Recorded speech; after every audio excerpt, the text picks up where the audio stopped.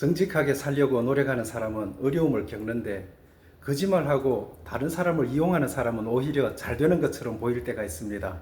그 모습을 보면서 우리는 묻습니다. 하나님이 공의로우시다면 왜 악인은 잘 됩니까? 예레미야도 하나님께 똑같은 질문을 드렸습니다. 오늘은 예레미야 10장부터 12장을 통해 불공정한 세상에서 믿음을 지키는 길을 세 가지로 살펴보겠습니다. 첫째, 헛된 것을 의지하지 말아야 합니다. 예레미야 10장에는 하나님과 우상의 차이가 나옵니다. 당시 유다 백성은 입으로는 하나님을 믿는다고 말했지만 실제로는 이방 민족의 풍속을 따라 우상을 섬겼습니다. 그들은 나무를 베어 우상을 만들고 은과 금으로 장식한 다음 그 앞에서 절하며 복을 구했습니다. 그러나 하나님께서는 그 우상들이 말하지도 못하고 걷지도 못하며 사람에게 복이나 재앙을 내릴 수 없다고 말씀하십니다. 우상은 사람이 만들었지만 사람은 자신이 만든 우상을 두려워했습니다. 예레미야는 그런 우상을 밭에 세워놓은 허수아비와 같다고 말합니다. 허수아비는 멀리서 보면 사람처럼 보입니다. 그러나 가까이 가보면 생명이 없습니다. 새를 쫓는 것처럼 보이지만 스스로 움직일 수도 없습니다. 우상은 커 보일 수 있지만 살아있지 않습니다. 하나님은 눈에 보이지 않으시지만 살아계십니다. 우상은 사람이 만들었지만 하나님께서는 사람과 세상을 만드셨습니다. 우상은 인간의 손에 의해 옮겨져야 하지만 하나님께서는 역사를 움직이십니다.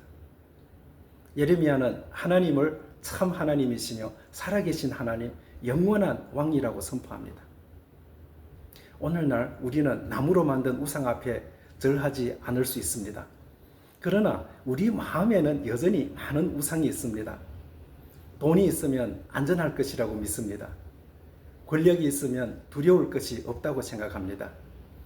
성공하면 사람들이 나를 인정할 것이라고 기대합니다.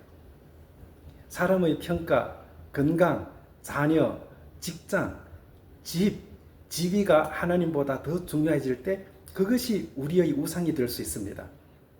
심지어 사역의 열매와 조회수도 우상이 될 수 있습니다. 조회수가 높다는 이유로 내가 가치 있는 사람이 되고 조회수가 낮다는 이유로 내가 실패한 사람이라고 생각하면 숫자가 하나님을 대신하여 내 가치를 결정하고 있는 것입니다. 그러나 우리의 가치는 숫자가 결정하지 않습니다. 우리를 창조하시고 우리를 사랑하시며 우리를 위하여 십자가를 지신 하나님께서 우리의 가치를 결정하십니다. 우상은 우리가 원하는 것을 약속하지만 결국 우리를 두려움과 불안에 묶습니다. 더 많이 가져야 안심할 수 있고 더 높이 올라가야만 인정받을 수 있으며 다른 사람보다 앞서야 행복하다고 속이고 있어요. 그러나 살아계신 하나님은 말씀하십니다. 내가 가진 것 때문에 내가 너를 사랑한 것이 아니다. 너는 나의 것이기 때문에 소중하다라는 것입니다. 그러므로 어려움이 찾아올 때 먼저 무엇을 붙잡을 것인가를 생각하기보다 내가 지금 무엇을 하나님보다 더 의지하고 있는지를 살펴보아야 합니다. 돈이 나를 구원할 수 없습니다. 사람의 인기가 나를 구원할 수 없습니다. 권력과 성공도 죽음에서 나를 건질 수 없습니다. 오직 살아계신 하나님만이 우리의 창조주이시며 왕이시고 구원자이십니다. 둘째, 언약으로 돌아가야 합니다. 예레미야 11장에서 하나님은 유다 백성에게 언약의 말씀을 들으라고 하십니다. 하나님께서는 이스라엘 백성을 애굽의 종살이에서 구원하셨습니다. 그들을 먼저 구원하신 다음 내 목소리를 듣고 내 말씀에 순종하라고 말씀하셨습니다. 순종하면 구원해 주겠다는 뜻이 아닙니다. 하나님께서 먼저 구원하셨기 때문에 구원받은 백성답게 살라는 뜻입니다. 그러나 유다 백성은 하나님의 은혜를 잊었습니다. 성전에 나가 제사를 드리면서도 삶에서는 하나님의 말씀을 따르지 않았습니다. 입술로는 하나님을 불렀지만 마음으로는 다른 신을 따랐습니다. 예배는 드렸지만 이웃을 사랑하지 않았고 기도는 했지만 불이한 이익을 포기하지 않았습니다. 하나님께서는 그들에게 언약으로 돌아오라고 말씀하셨습니다. 언약으로 돌아간다는 것은 단지 종교 행사에 더 열심히 참석하는 것이 아닙니다. 하나님의 말씀을 듣고 그 말씀에 따라 삶의 방향을 바꾸는 것입니다. 예배에서 받은 말씀을 가정과 직장과 인간관계에서 살아내는 것입니다. 용서하라는 말씀을 들었다면 용서를 시작하고, 정직하라는 말씀을 들었다면 손해를 보더라도 정직하며, 약한 사람을 돌보라는 말씀을 들었다면 도움이 필요한 사람에게 손을 내미는 것입니다. 그런데 예레미야가 하나님의 말씀을 전하자 사람들은 회개하지 않았습니다.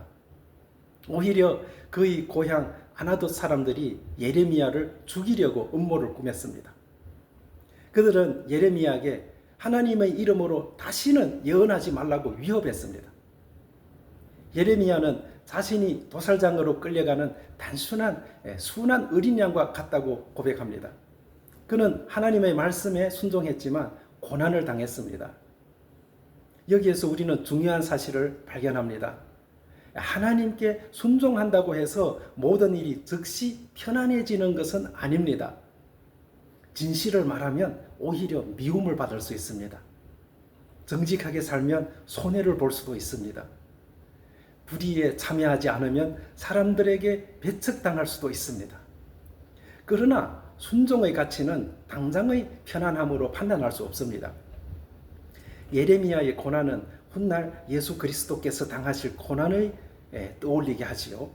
예수님도 하나님의 말씀을 온전히 전하셨지만 자기 백성에게는 거절당했습니다. 죄가 없으셨지만 정죄를 받으셨고, 사랑하셨지만 미움을 받으셨으며, 생명을 주셨지만 십자가에서 못 박히셨습니다. 십자가만 바라보면 순종이 실패한 것처럼 보이죠. 그러나 십자가는 실패가 아니었습니다. 예수님께서는 십자가에서 우리의 죄와 저주를 담당하셨습니다. 우리가 깨뜨린 언약의 책임을 짊어지시고 자신의 피로 새 언약을 세우셨습니다. 우리는 완전하게 순종하지 못했지만 예수님께서 우리를 대신하여 끝까지 순종하셨습니다. 그러므로 우리는 자신의 선행과 종교적인 열심으로 구원받는 것이 아닙니다. 십자가에서 죽으신 부활하신 예수 그리스도를 믿음으로 구원받습니다. 그리고 그 은혜를 받은 사람은 다시 언약의 길, 순종의 길을 걷기 시작합니다. 순종하기 때문에 사랑받는 것이 아닙니다. 사랑받았기 때문에 순종하는 것입니다. 구원을 받기 위해 선을 행하는 것이 아닙니다. 구원을 받았기 때문에 선을 행하는 것입니다. 오늘 우리의 예배가 예배당 안에서 끝나지 않기를 바랍니다. 우리가 드린 찬양이 정직한 삶으로 이어지고, 우리가 드린 기도가 이웃을 향한 사랑으로 이어지며, 우리가 들은 말씀이 실제적인 순종으로 이어져야 합니다.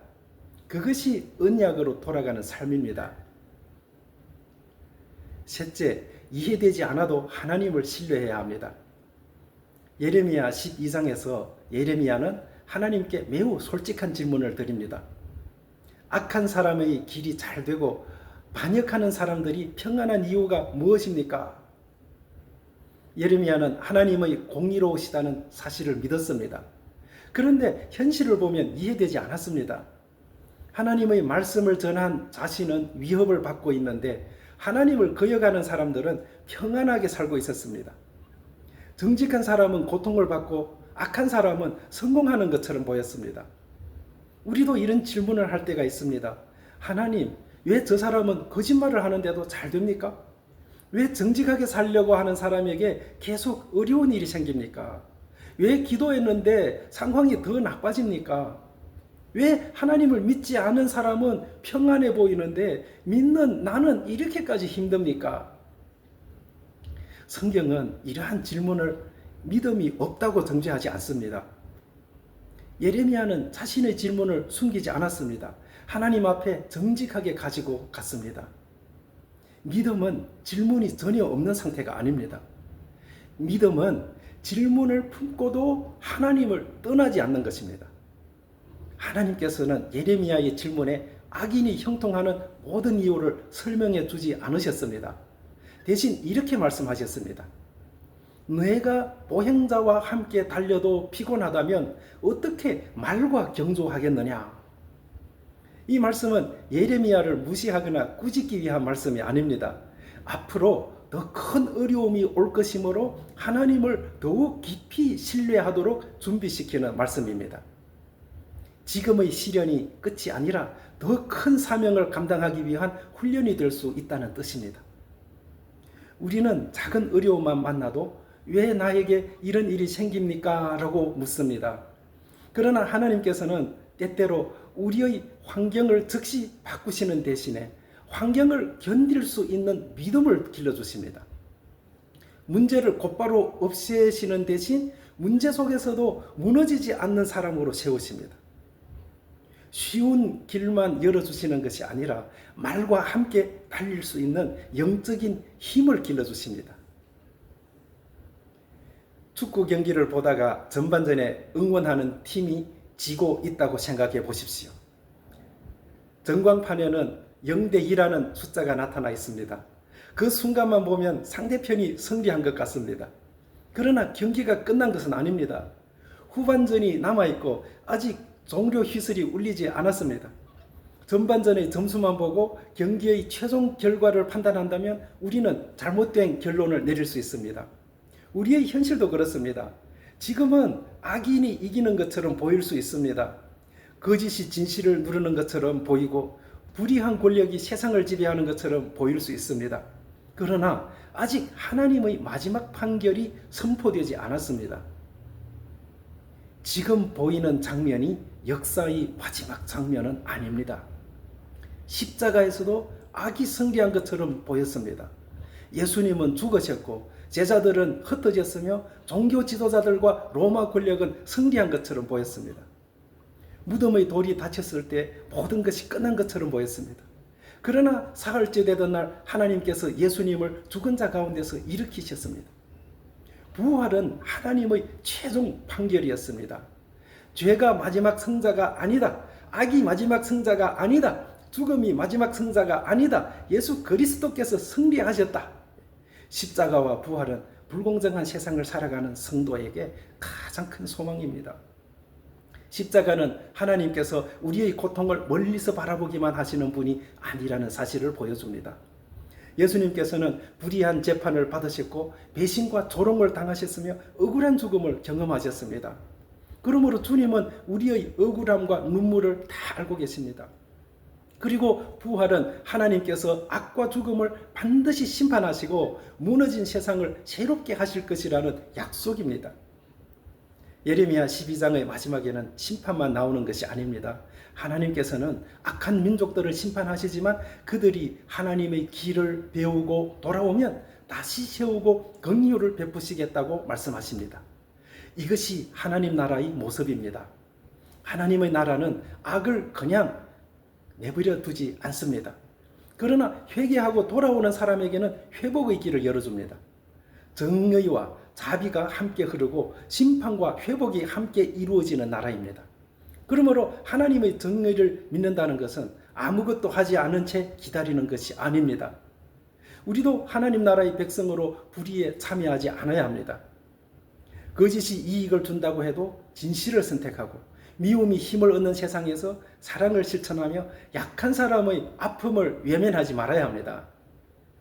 악한 사람의 형통을 부러워하지 말고 하나님의 방식으로 살아야 합니다. 결과가 늦게 나타나더라도 선을 행하는 일을 포기하지 말아야 합니다. 왜냐하면 하나님 나라에서는 사람들이 보지 못한 충성도 사라지지 않고 아무도 알아주지 않는 눈물도 잊혀지지 않으며 사랑으로 행한 작은 일도 헛되지 않기 때문입니다. 사랑하는 여러분, 예레미야 10장부터 12장은 불공정한 세상에서 믿음을 지키는 길을 우리에게 보여줍니다.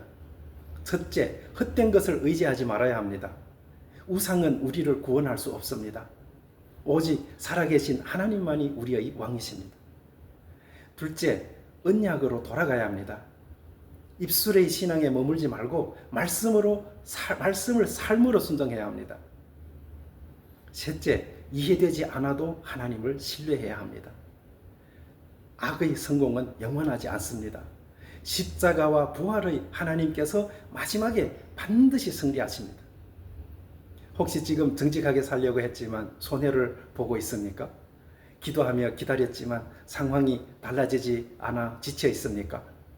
악한 사람은 잘 되는 것 같은데 나만 뒤처지고 있다고 느끼십니까? 오늘 보이는 현실만으로 하나님의 선하심을 판단하지 마십시오. 아직 이야기는 끝나지 않았습니다. 아직 마지막 장이 남아 있습니다. 아직 하나님의 종료 휘슬은 울리지 않았습니다. 십자가에서는 악이 이긴 것처럼 보였지만 부활로 예수님께서 승리하셨습니다. 그 부활의 주님께서 우리의 삶과 역사도 새롭게 하실 것입니다. 그러므로 세상의 우상을 붙들지 마십시오. 언약의 말씀으로 돌아가십시오. 그리고 이해되지 않는 순간에도 하나님을 신뢰하십시오. 마지막으로 우리 자신에게 질문해 보겠습니다. 나는 어려움이 찾아올 때 돈과 사람과 세상의 힘을 붙잡고 있습니까? 아니면 당장 이해되지 않아도 십자가와 부활의 하나님을 신뢰하고 있습니까? 함께 기도하겠습니다. 살아계신 하나님 아버지, 세상의 성공과 사람의 평가를 주님보다 더 의지했던 우리의 죄를 용서하여 주시옵소서. 입술로는 주님을 믿는다고 말하면서도 삶으로는 말씀에 순종하지 못했던 우리를 불쌍히 여겨주십시오. 악인이 잘되고 정직한 사람이 고통받는 현실 앞에서 낙심하거나 악인을 부러워하지 않게 하옵소서. 당장 모든 이유를 이해할 수 없어도 질문을 품고 주님 곁에 머물게 하시며 보행자와 달리는 믿음을 넘어 말과 함께 달릴 수 있는 견고한 믿음을 주옵소서. 십자가에서 우리의 죄를 담당하시고 부활로 악과 죽음을 이기신 예수님을 바라보게 하옵소서. 거짓이 유익해 보여도 진실을 선택하고 미움이 가득한 곳에서 사랑을 실천하며 불공정한 세상에서 하나님 나라의 정의와 자비를 살아내게 하옵소서. 우리의 왕이시며 구원자 되신 예수 그리스도의 이름으로 기도드립니다.